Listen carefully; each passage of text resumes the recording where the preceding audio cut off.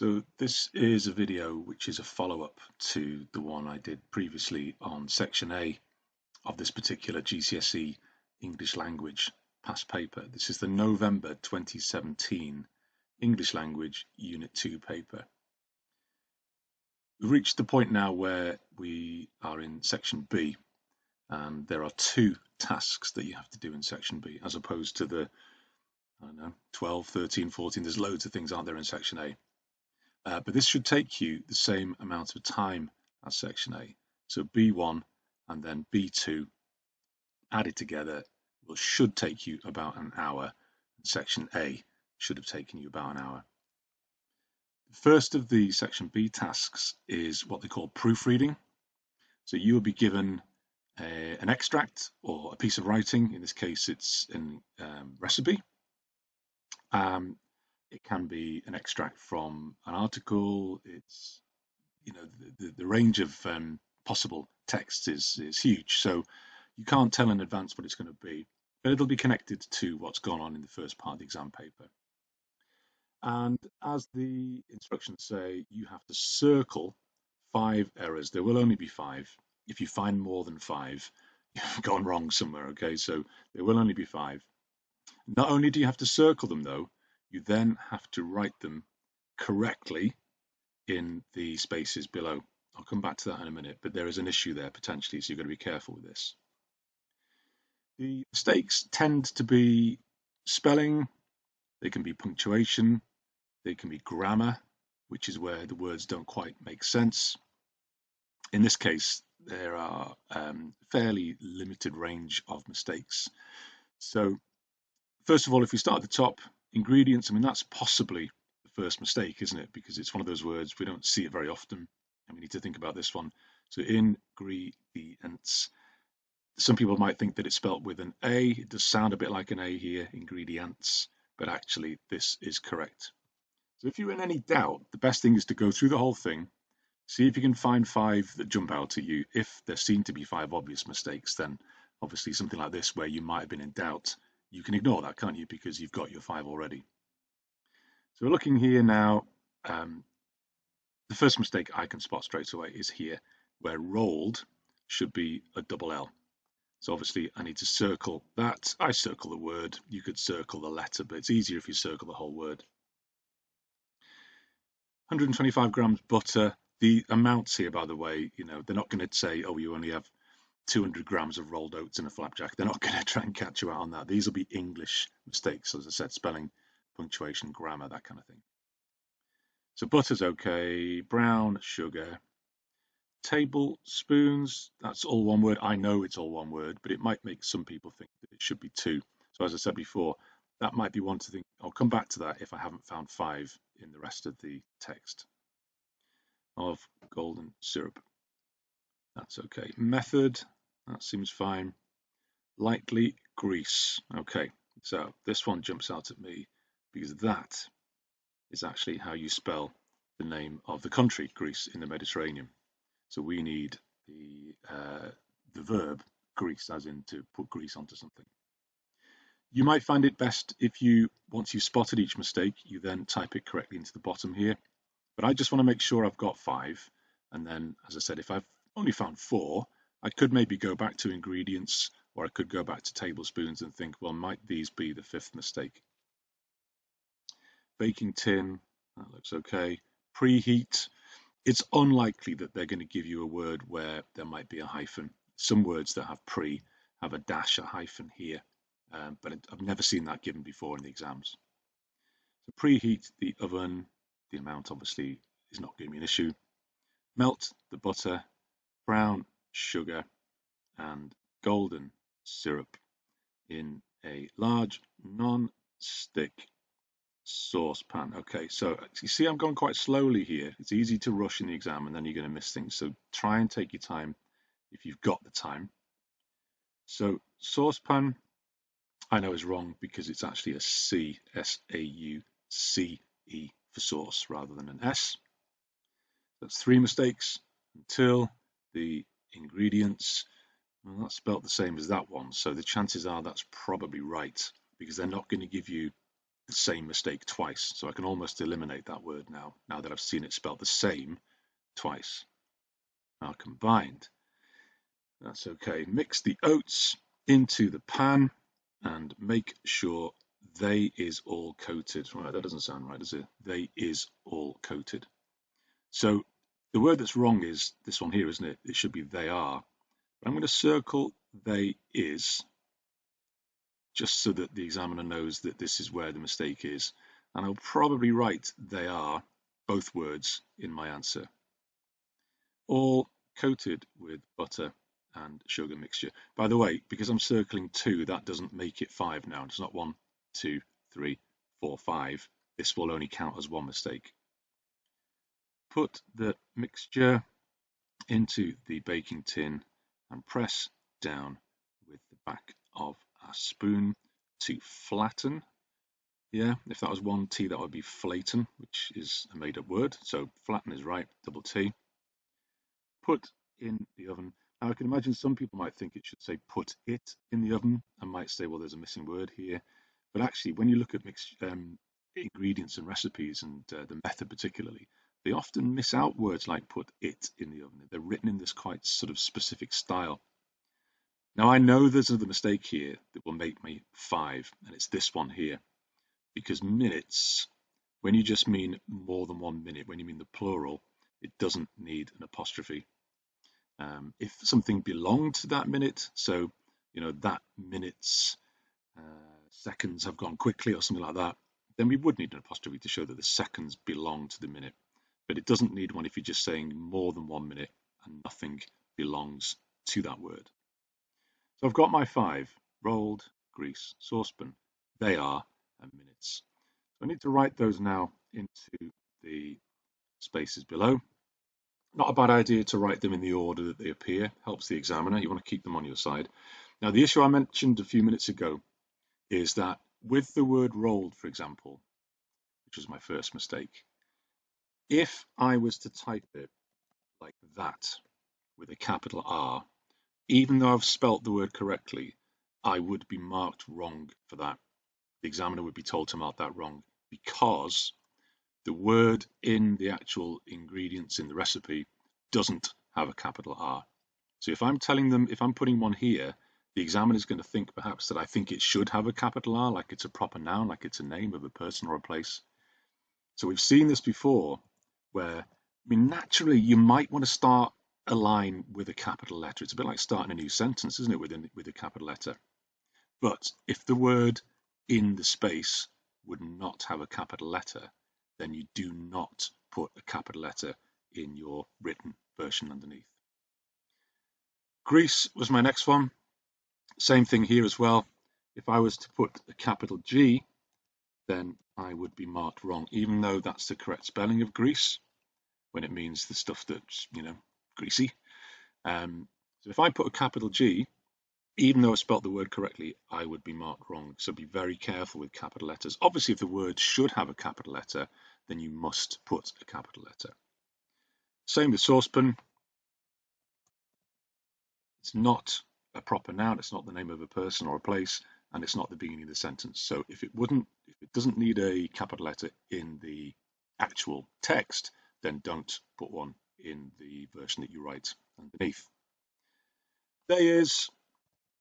You would probably be okay. I think you would be okay if you wrote are, as long as you've circled this correct bit here. But I'm going to put they are, both words, just to be on the safe side, and then minutes without the apostrophe. If you don't circle words, then I think there's a reasonably good chance that you will be marked down for that. So, if you've got them all correct here, but you've not circled them, potentially you could be marked down for it because the instruction does say circle the 5 errors and write them correctly. So my advice would be make sure you circle them and then make sure obviously that you write them correctly, particularly paying attention to the issue with the full stops.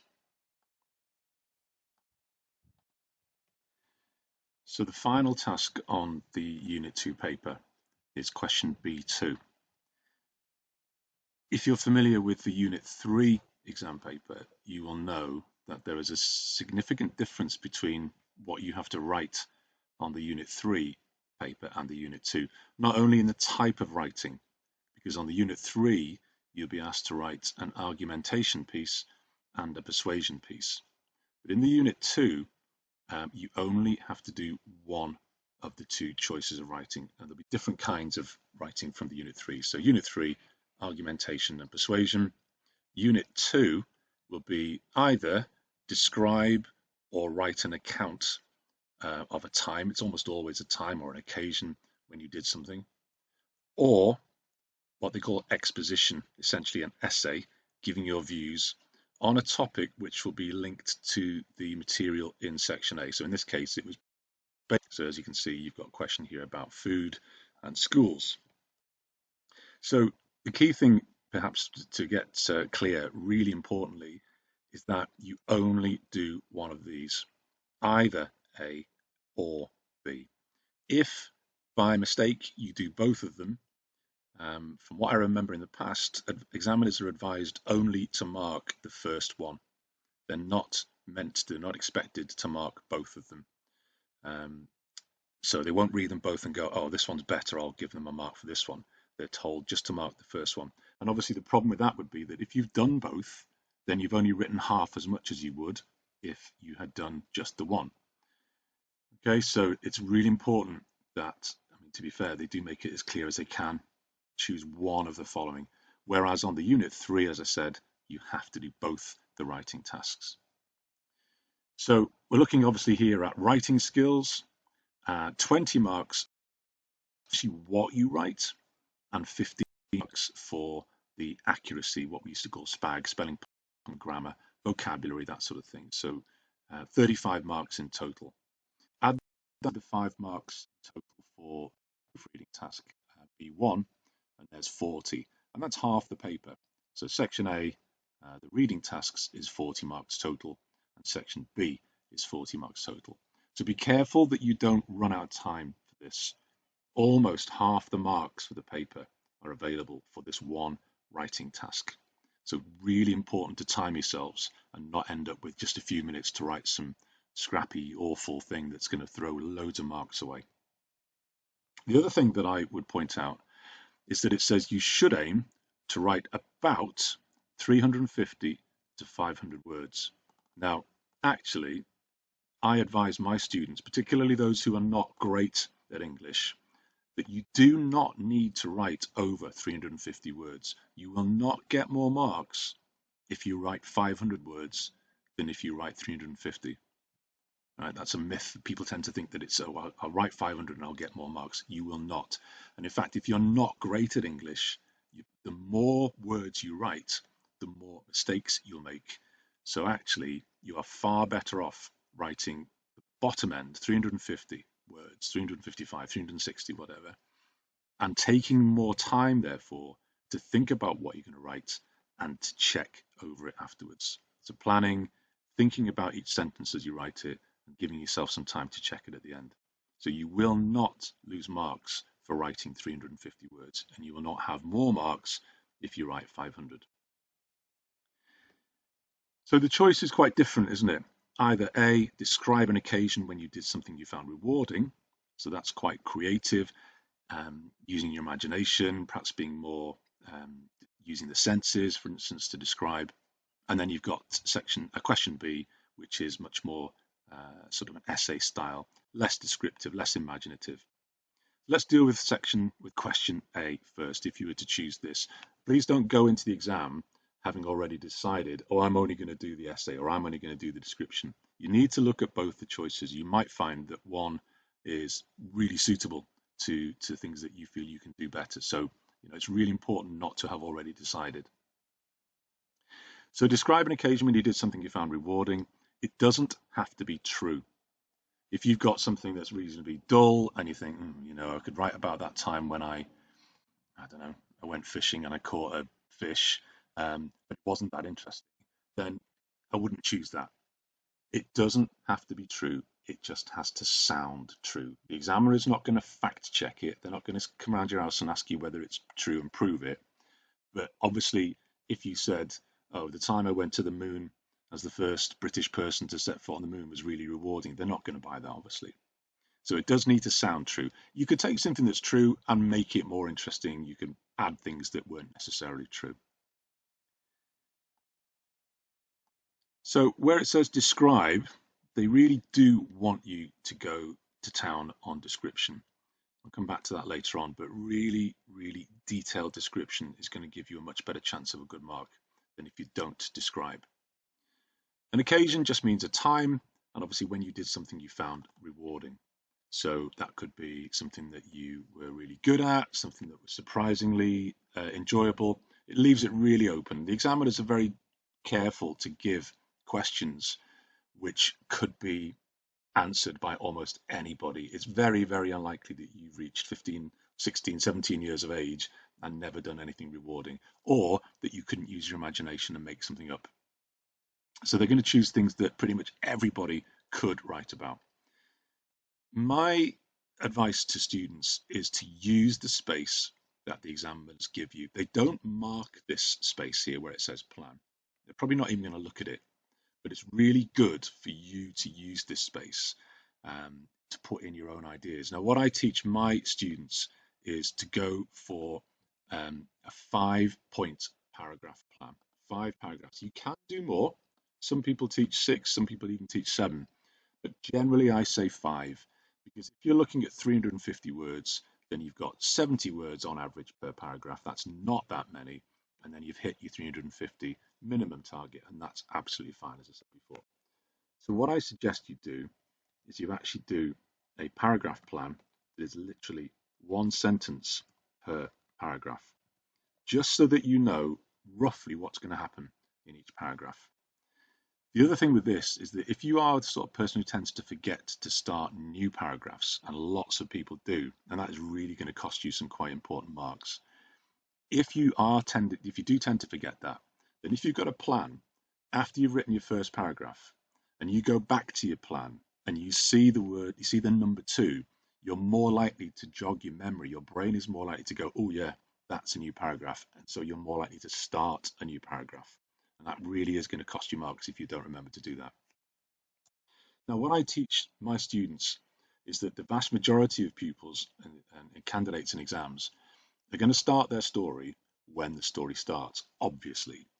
But one of the marks, one of the grades one of the criteria that the examiners have, in front of them when they're marking it, is about your story's structure and whether you've done something more interesting than the obvious with it.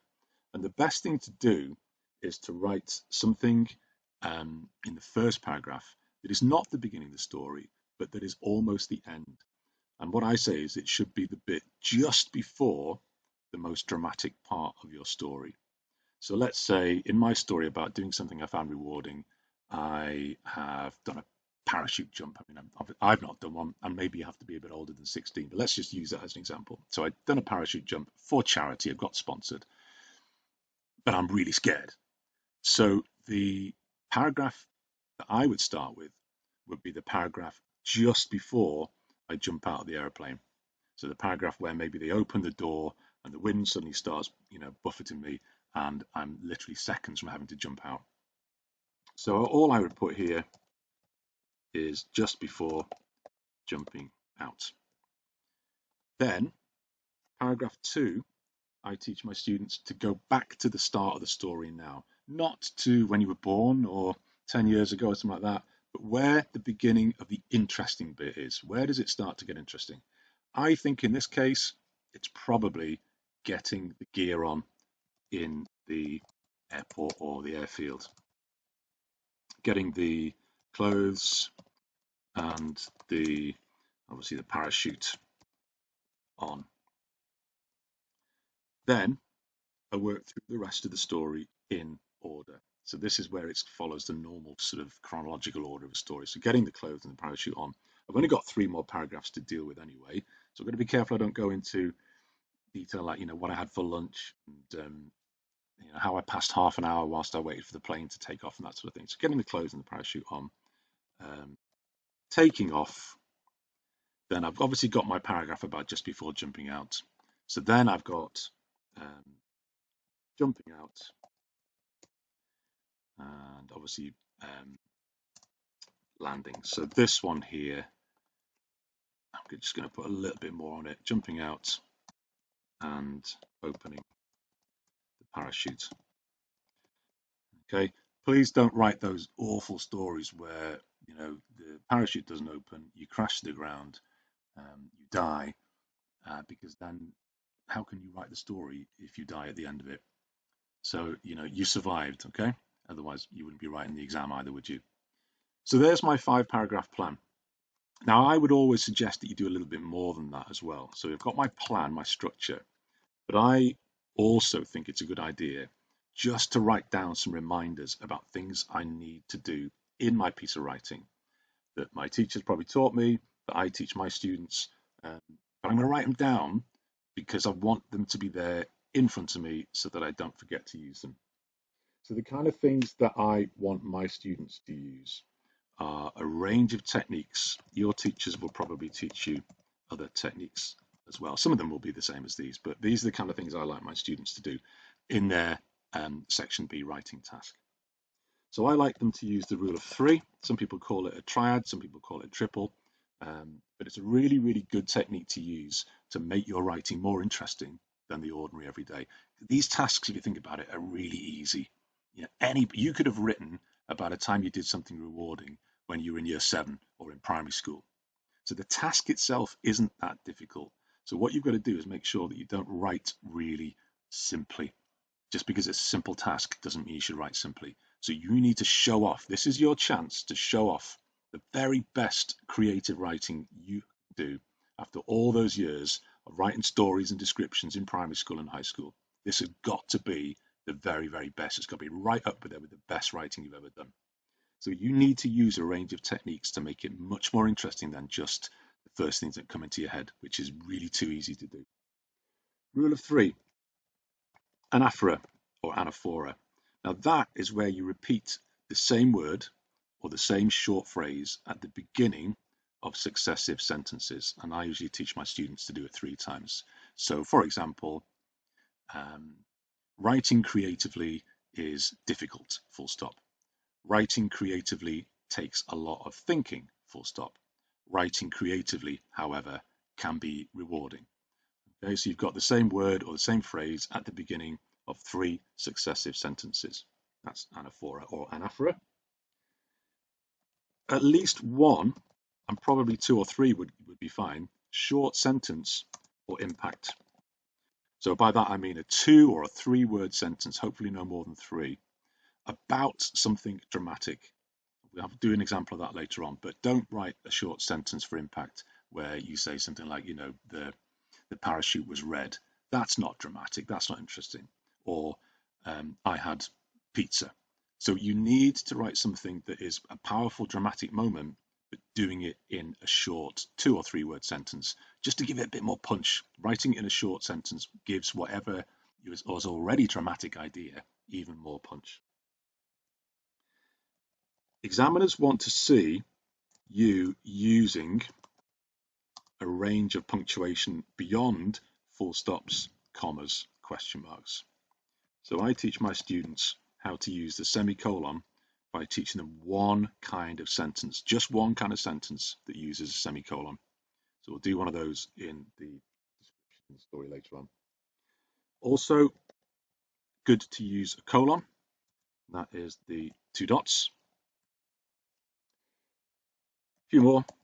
Simile, metaphor, or personification. I mean, if you really want to score good marks, high quality answer here, then I think you need to do all 3 of those, but at least one of them minimum for good descriptive writing. Another easy one, sensory imagery. That is things like sight, sound, touch. Taste is one that perhaps you're unlikely to really be able to use, so I tend not to discuss using taste, but most of us describe what people can see far more than we do what people can hear. Particularly good one is what you could touch, so the feeling, like texture. So I don't know, maybe the overall that they give you to put on for the parachute jump is rough, scratchy, that sort of thing. So it's really good if you can once or twice just refer to a texture. And then For sentence variety, because these are going to give you higher marks in the 15 mark section. Sentence variety, sentence openings, and I'm going to suggest you have two. One, sentence that opens with an adverb, that's a word that usually ends in ly, and another which ends in ing, that'll be a verb. So those will give you that little bit more variety of sentence opening, which is going to lift your mark as well. Two more. Comma sandwich. Different teachers call this different things, but that's basically where you have a sentence with two commas in the middle of it, sort of portioning off part of the sentence from the bits before and after it. So I call that a comma sandwich. And the last one is something that I could have put in my paragraph plan. Doesn't really matter, but I teach my students at the end to loop back to the beginning. So let's say, for example, I use a simile in my opening sentence, or I use a rule of three. It's a really nice idea to use that again at the end. It's like you're looping back to the start. You're not repeating the story. I'm not going back to just before I jump out. I'm talking about where I land, but I'm just going to use an idea or a few words that the examiner will recognize that I used at the beginning. That's a nice bit of structure. That really does get you extra marks as well. So I want my piece of writing to begin in a way which grabs my reader's interest. The examiner is going to read hundreds of these, and you want yours to be a little bit different, a little bit more interesting, not doing something really crazily different because that would just annoy them, but something that's just going to make them think this person's trying to write more interestingly rather than just writing the first thing that came to their head.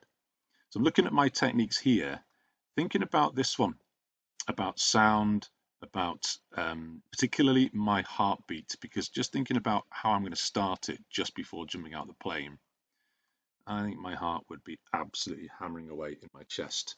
So I'm going to start with that. Remember, I'm going to loop back to this at the end as well. So, and I'm going to combine that with a rule of three just to do something a little bit more interesting. Heart pounding, pulse throbbing, feel the pulse in my temple, that bit just sort of around your forehead, absolutely banging away. Heart pounding, pulse throbbing, sweat dripping. Now I know those are not technically sentences, but because I'm a good writer, I know that the examiner will accept that if the rest of my writing is really good, that's deliberate. These are actually deliberately not complete sentences. They just have a bit more punch as well, don't they, because they're short. Heart pounding, pulse throbbing, sweat dripping. And I'm going to come back to that at the end, because although I'll have jumped out and the parachute will have opened and I'll have sailed through the sky and landed happily and all that, I still feel my heartbeat, because this time, rather than being terrified, I'm going to be exhilarated. I'm going to be really excited. So I'm just going to come back to those three sentences again and repeat them at the end, just showing how I've moved on from being terrified to being exhilarated. So I can't just keep going back to the techniques, but we want to get a couple of good things in early on. So how about a simile? I need to obviously make it clear to the reader that I am now at this part of the story just about to jump out of a plane. Looking, actually no, looking isn't a great verb, is it? I want to suggest that I'm looking out the window of the plane, but I'm doing it with a feeling of terror.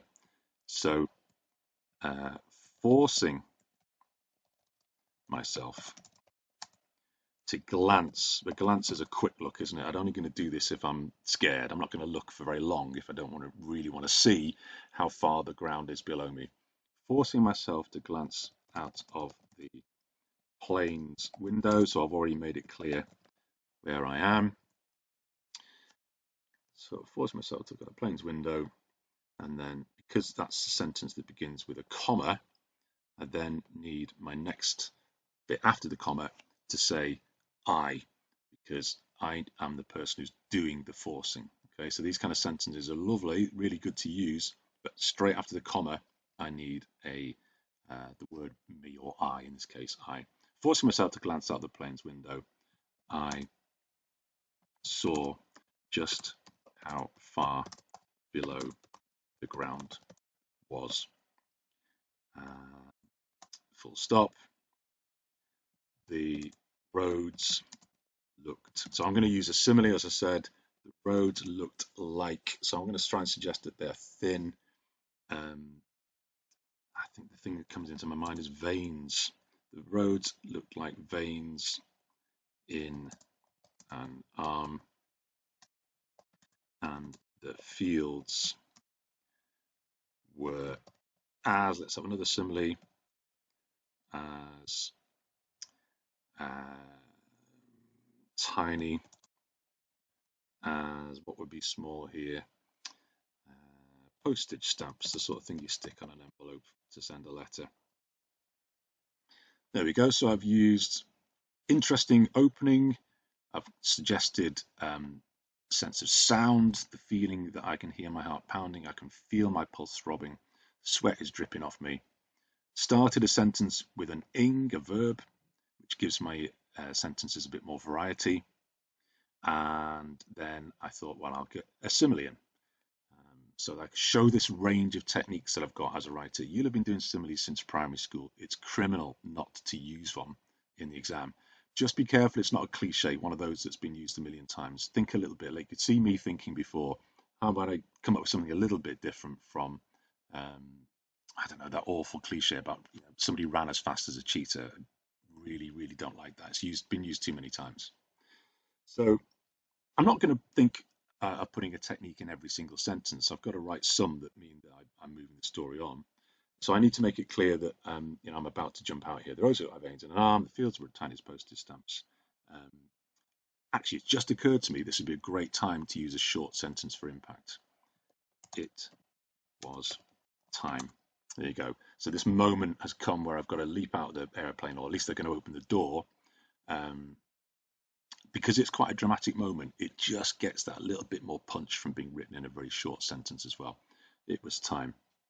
Now, one of my other sentence types was those that open with an adverb. That's a Lee word.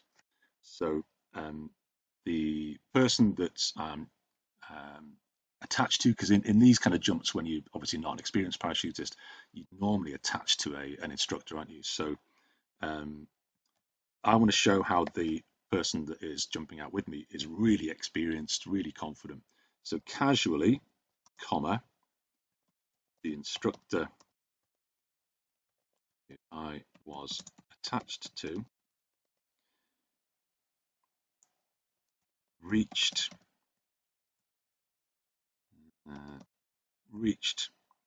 towards the handle which opened the door. And then I just want to make sure I don't go too far here, because obviously I want to go back to the start in a minute. I don't want to get to the point where I jump out. That's going to come later on. So casually, the instructor who I was attached to, actually, that needs a comma. That's an example of a comma sandwich, actually. The instructor who I was attached to reached towards the handle which opened the door. And the test for a comma sandwich is, can I take this bit out and do the words that come before it and after it make a sentence? Let's try it. Casually, the instructor reached towards the handle which opened the door. And here's my bit in the middle, starting with what's called a relative pronoun, for those of you who know what that is. So casually, the instructor who I was attached to reached towards the handle which opened the door. That's nice. So I've got my comma sandwich in as well. I can do a couple of those. All of these techniques here I can do a couple of times. So one more sentence to finish this paragraph. Casually, the instructor was attached to reach. My heart rate accelerated like a Formula One car. It's a bit of a cliche. Don't really like that, but that's probably how fast it accelerated. And I'm going to put an exclamation mark. My heart rate accelerated like a Formula One car. So now I can go back to the start of the actual story, the bit when it starts to get interesting with getting the clothes and the parachute on. You might think that that's pretty dull, in which case your second paragraph could be taken off. You could have two paragraphs about actually the parachuting itself, and then one paragraph about the landing. So what I tried to show is how as I'm writing, I'm not just writing the first words that come into my head. That's not good enough. You're not going to get a good grade doing that. You've been writing descriptively and imaginatively since you were about 5 years old. You've been taught dozens of different techniques to make your writing interesting. You've looked at hundreds of writers where their writing has been interesting. It would be absolutely insane not to do that in your own writing. So I'm making myself use techniques like these in an attempt to show the examiner that I'm crafting my writing, I'm being creative, I'm writing like a professional writer. So I'm not going to write the whole thing because it'll take forever. But what I will do is imagine now that I've written my other paragraphs in between. Okay, so there's going to be, what, 3 other paragraphs here. Now I'm coming to the end of my story. I just want to show how this idea of looping back to the beginning works. So I've, I've landed and I've survived. So this is now 300 or so words later, yeah? So heart pounding.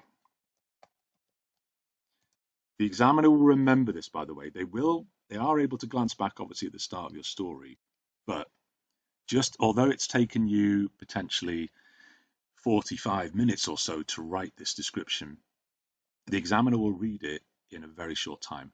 And so if you start in an interesting way, they will remember that when they get to the end, because it will literally only be a few minutes after they've read the opening. So heart pounding, pulse throbbing. Now, what I could do here is say, oops, I could repeat the sweat dripping. But what I'm going to do is I'm going to change it, because actually repeating it with a difference is more interesting than just repeating it word for word, isn't it? So heart pounding, pulse throbbing, face grinning. There we go. So I've shown that although I'm still, my heart is still absolutely hammering away, the difference is now that whereas I was really stressed before and scared, now I'm exhilarated. So heart pounding, pulse throbbing, face grinning. And I was going to say got to my feet, but one of the things that I haven't written in my techniques, but is a really important thing that makes your writing so much better, is if you think carefully about the verbs that you use. So instead of I got up, which is pretty awful, you could have written that in year 5. I've got clambered, because that is much more descriptive. If you clamber, you're doing it quite awkwardly. It's not something you're doing very stylishly or smoothly, because my legs have gone to jelly. My heart is absolutely pounding, so I'm not going to get up in a stylish way, am I? So I clambered awkwardly to my feet,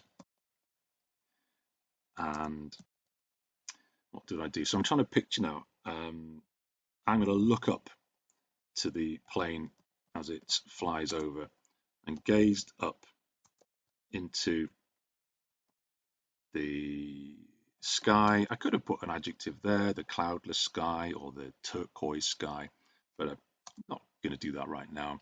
I clambered awkwardly to my feet and gazed up into the sky to see the tiny dot of plane circling above. And the question, of course, the task was describe an occasion when you did something you found rewarding. So I just want to put here, I'm doing this for charity, so I'm going to play on the word rewarding because it's going to reward me. But obviously, if I've raised money, if I've been sponsored, it's going to hopefully reward other people as well. So I'm going to try and use that idea just to wrap it up. Face grinning, I clambered awkwardly to my feet and gazed into the sky, see the tiny dot circling above.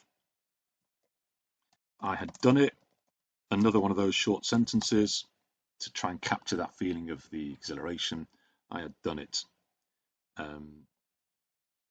And it's not, I was going to say probably the most rewarding thing, but come on, you've just jumped out of a plane, you've survived, you've raised money for charity. Without doubt, the most rewarding thing I had ever done.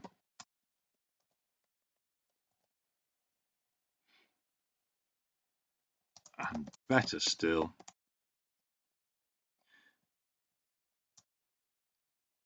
the sponsor money would reward people in real need. Now I'm doing that quite quickly. Obviously, I don't really know what I've been raising this money for. I've just made this up now. Um, but that's quite a nice idea that I've played on this word reward. It's rewarding for me, but hopefully the people that I'm raising the money for will be rewarded, as in, their lives will be made better. So that's the first and the last paragraph. In between, I'd be using all these techniques here. Anaphora, like I said, is just repeating the same word at the beginning of 3 successive sentences. There's some others and the colon. Let me just give an example of those because I haven't given those and I said I would do. It feels a little bit phony, this, but it is a really good way of making the examiner have to give you a couple of extra marks because you're using a wider range of punctuation. So the way this works is you can pretty much name any topic and you could write a some others sentence on that topic. And it means that you're using a semicolon and the examiner's got to give you credit for that. So in this case, the thing that occurs to me is that perhaps there might be a few of us in this aeroplane. And so, where the idea of some and others comes in, I could be writing about the people in the plane. So here's an example of how you can use that sentence type then. Some of the people, so these are the people up in the plane with me about to jump out, looked confident, semicolon. Others looked utterly terrified. So the thing with a semicolon is basically it's, although it's got a full stop in it, it doesn't need a capital letter in the word that comes after it, unless it's a word that would have one. So it's a proper noun, like a name of a person or a place. I could do this about vegetables. Some vegetables are tasty, semicolon, others are truly disgusting. So it pretty much works for anything. It just means that if you learn that sort of template of a sentence, you can apply it to pretty much any situation. So some of the people look confident, others look utterly terrified. And there I've got my semicolon in. The examiner's got to reward me for having used a less common punctuation mark. The other one was the colon, just an example of that. The colon is the 2 dots. The colon's job is basically to say, now I'm going to tell you more about what I've just said. So it's often used to introduce a list. Let's say two things scared me. Okay. Then the colon. And obviously the colon is saying, now I'm going to tell you what those 2 things are. So I always encourage my students to do a list. Try and keep it to 2 or 3 things. Don't write too long a list. 2 things scared me. The height and what scares me, the height and the, I don't know, the wind. Okay. maybe it's a particularly windy day. I'm afraid of getting blown out to sea or something like that. Yeah. So the colon's job is to say, now I'm going to tell you more about what I've just said. And that's where you bring in your list. So those 2 techniques are going to give your examiner no choice but to give you a slightly higher mark for the range of punctuation that you use. They will never know that you can only use this semicolon sentence and that sort of colon sentence. That's not a problem. They can't mark you down because they think you've only learned one semicolon sentence or one colon sentence. So that's how those 2 work. If you prefer to write an essay, you don't think you're that imaginative, and then obviously the question B might be your preferred choice. I would still highlight the keyword to the question, and for me, that's not particularly the name of the chefs, but more about what they're saying we should do. So they've spoken about the need for better food and better education about food in schools. And the task will always say, write an essay to explain your views on this subject, giving clear reasons and examples. So it doesn't matter what the task is, this bit will always be the same. So I can give my views. I'm allowed to agree. I'm allowed to disagree. What they really want you to do is to say what you think. I think it's a good idea to look at both sides of the topic, though. So whilst you don't have to, I think it makes a better balanced answer if you look at both sides. Now, with a plan for this one, I'd still encourage you to think about using a 5 paragraph plan. Sometimes you might need to move that to 6. In the case of this one, I think I might end up needing 6 because of the way I think it's going to work out. But still do your numbers so that you're going to remind yourself as you're writing the answer to actually start a new paragraph every time you go back to the plan and you look about what you're going to say next. Because as I said before, writing in paragraphs is crucial. If you forget to do that, you are going to lose marks. If you forget to do it, and just as you're reading through your work, you suddenly realize you've forgotten to write in paragraphs, don't panic.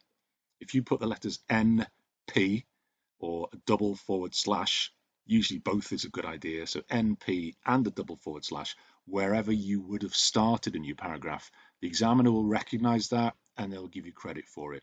So you won't lose marks if you suddenly remember before you put your pen down and leave the exam, you put NP and a couple of double forward slash marks like that. Wherever you would have started each new paragraph, that'll be fine. You'll get away with that. So I would start with why this is an issue, better food and better education. So why it's a problem. 2, I'd break it down into these 2 separate sections. So I'm going to write about better food, presumably they mean in the school canteen or the dinner hall, whatever you call it. And then later on in the essay, I'll be talking about better education because they are 2 slightly different things, aren't they? So better food. And obviously I need to think about, well, why are they saying that? And the first half of the exam, of course, has been about baking, it's been about food. You are absolutely fine to use little bits of information from those 5 texts in the first part of the exam paper if you think they will help you. So if there's a fact or maybe even a quote that somebody famous has said, you can use those in your answer. The examiners are more than happy for you to dip into those 5 texts that you've used for the first half of the exam. The only danger is if you use too much, if you're copying whole sentences or even worse, whole paragraphs from the 5 texts at the beginning of the exam, then you are not going to get any credit for that. So it's really just about maybe taking a fact or an idea from 1 or more of those 5 texts in the first half of the exam. That's fine. You don't have to ignore them. They are there for you to dip into if you need them. So better food, I was thinking about that one, 2 things really.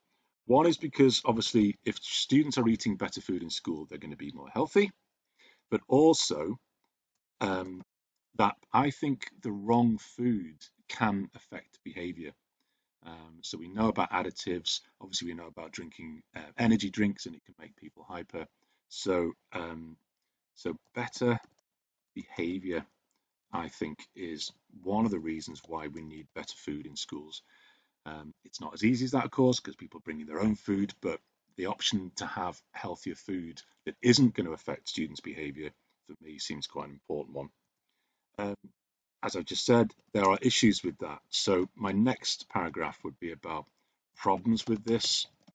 Like I said, it's all well and good offering healthy food, but if students aren't going to buy it, then it's going to be wasted.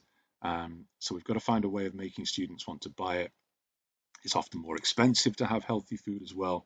So my 3rd paragraph would look at problems with that. 4th paragraph, obviously this is about the other part of the question, better education about food. So I personally think that the education that you receive about food is far, far better than it used to be. Most schools do really good lessons on food and food preparation and all that stuff about how it can affect your health. Um, so better education about food, not just better education in the first place.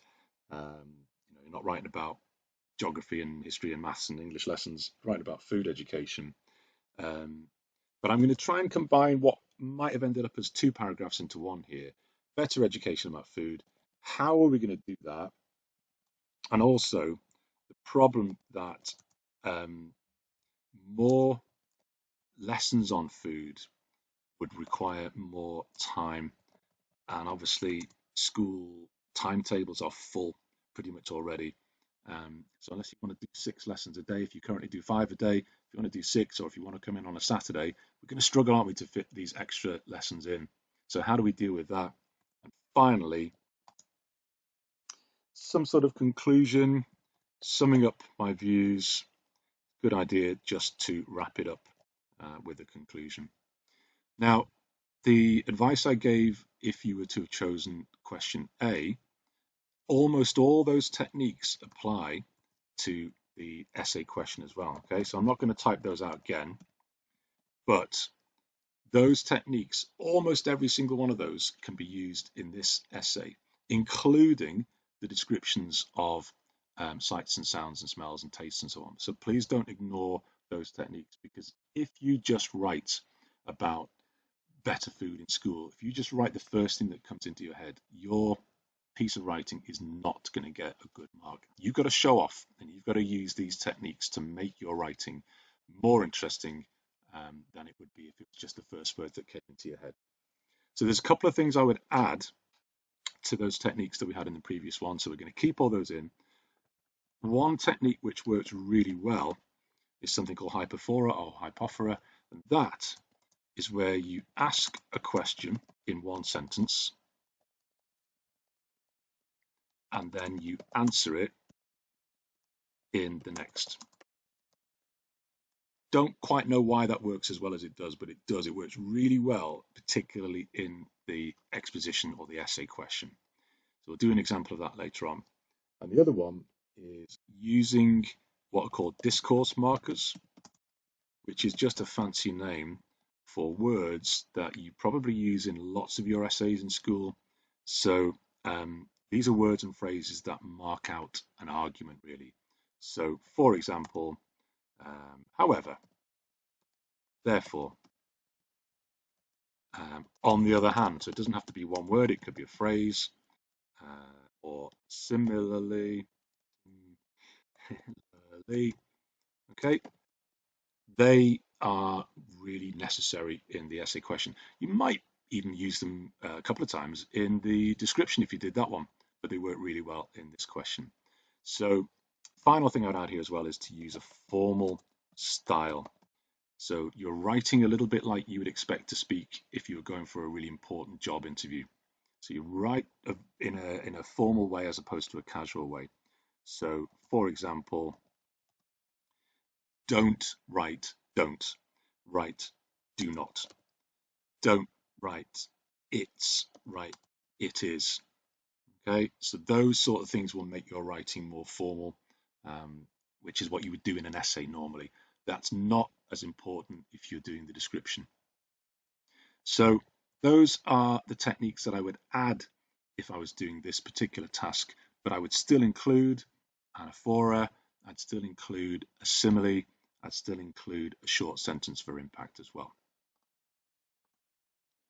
Just like the description earlier, it's really important to start in a way that makes your piece of writing a bit more interesting than everybody else's, or certainly by the majority of people's openings. Because most people are going to write something like, you know, food is important in schools, we need to have better food, and it's just going to be, the examiner's going to be head on the desk snoring with most of those. So let's use one of the techniques, which is probably my favorite technique. I almost always use this to start things, unless I can think of anything better, and that's the rule of three. So let's think about the real negative sides of food in school. Um, so we could have fatty foods. These are foods like pizza and, you know, the stuff that's really tasty but unfortunately is not good for us. Fatty foods. Um, what else could we have here? Obesity, because if we're not feeding ourselves properly, we are in danger of ending up either gaining weight, or potentially, of course, the way is you might lose weight if you're not eating healthily. Fatty foods, obesity, poor behavior. So three quite different things, but obviously three negatives to do with the issue of food in schools and food education. Not very many people in that 600 or 700 papers that your examiner is going to be marking are going to start with a rule of three. You know, they're almost all going to start with the obvious. So you don't want to do something different for the sake of it, but you want to do something that's going to be interesting, that's going to grab their attention. So I almost always fall back on the rule of three. So there we go. In three sentences, I've actually summed up most of the negatives of the whole situation. So let's think about some of the techniques we used in the other one. Actually, no, let's use hyperphora because that's a good one. Let's show you how you use this one. Are our schools doing enough to avoid making their students unhealthy and badly behaved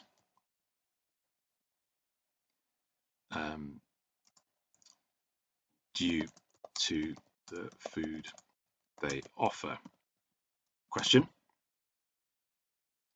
And I need quite a dramatic, well, not dramatic, I need quite a strong response to that. Are our schools doing enough? Absolutely not. So that's hyperphora, fancy name for a really simple technique. Ask a question and then answer it immediately afterwards. Not only is the food offered for sale of a generally poor quality. Notice that I'm writing it in a style that I think sounds a bit posh. Sounds like the kind of language I'd use if I was in an interview, rather than the food's rubbish and we're doing dead bad at feeding our students. So I'm trying to make it sound a little bit more serious. Be careful with this though, because if it's not something you are comfortable with, you can end up writing something that doesn't make a lot of sense. So if you're in doubt or you're not confident about this, don't overdo it and end up writing stuff that doesn't make any sense. Just try to write clearly and avoid writing as though you were sending a Snapchat or something to somebody. Make it sound like you are trying hard to sound a little bit more serious and a little bit more formal than in everyday conversation. So not only is the food offered for sale of a generally poor quality, but schools are. Another technique I didn't mention, but I've kind of used it already by absolutely not, is emotive language, which I'm sure most of you are familiar with. But schools are, so not the food's offered of general poor quality, but schools are failing their students. It's quite dramatic, isn't it? Failing their students in terms of the education they give them about healthy food. I mean, I don't personally agree with this because I think in my school, the quality of education on healthy food is excellent, certainly a lot better than when I was at school. So, but if you want to kind of make it sound like this is a big problem, then obviously you're going to make it sound quite negative. So what we've got here then is a rule of three. We've got hyperphora, the question followed by the answer. And then we've got this slightly more formal style of English, which I wouldn't use this if I was talking necessarily, not unless I was trying to impress somebody. It's not everyday casual conversation, but it's using good English. At the end of the day, this is an English language exam. It is about the words that you use and the accuracy with which you write those words. So there's my opening few lines. Let me just think, have I done enough here? Have I made it clear what I'm going on to say? Okay, so I'm going to use a discourse marker. I need one more sentence because actually a really good way to finish your introduction is a question that the rest of the essay goes on to answer. So discourse marker, nothing wrong with using however. It's better than using but. It's a more formal word. However, this problem, these, because it's more than, I've suggested it's more than one, isn't it? These problems can be solved. Oh no, I said it was going to be a question. No, let's do it as a question. However, we cannot sit back and allow this to continue. So what needs to be done? Oops. What needs to be done? Okay, and then obviously the if I can get my cursor down here, This needs to be a question mark on the end of that. There we go. All right, and so that would be the opening paragraph, and the rest of the essay would go on to answer that. Now, remember with the story, the description of the parachute jump early, I could now use this at the end of my essay. I can imagine coming back to this later on at the end, obviously several paragraphs later. I would repeat these. I think it's okay to repeat them if necessary. So let me copy and paste that, is it? Let's go for fatty foods. There we go. I think there's a bit of a lag, isn't there, between when you sort of overdo it with Adobe Acrobat. There we go. Fatty foods, obesity, poor behavior. If we do things properly, so I've imagined I've put some arguments forward, or at least I've kind of looked at what could be done, what the problems are, how we might solve them. If we do things properly, these could become do you know what? I've just realized I'm talking about sort of throwing things away. These are like rubbish. These could be, just thought about what you do when you've got food on your plate that you don't want to eat in school. If we do things properly, these could be thrown away just like the scraps and leftovers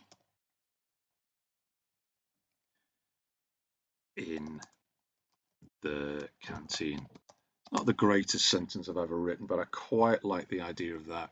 So I'm using the idea of throwing these things into the sort of bin of history, and it just made me think of the kind of bin that we have in school canteens. If we do things properly, these problems, perhaps these issues, could be thrown away just like the scraps and leftovers in the canteen. That's not a bad idea. The examiner will appreciate I'm trying to use language in an interesting way.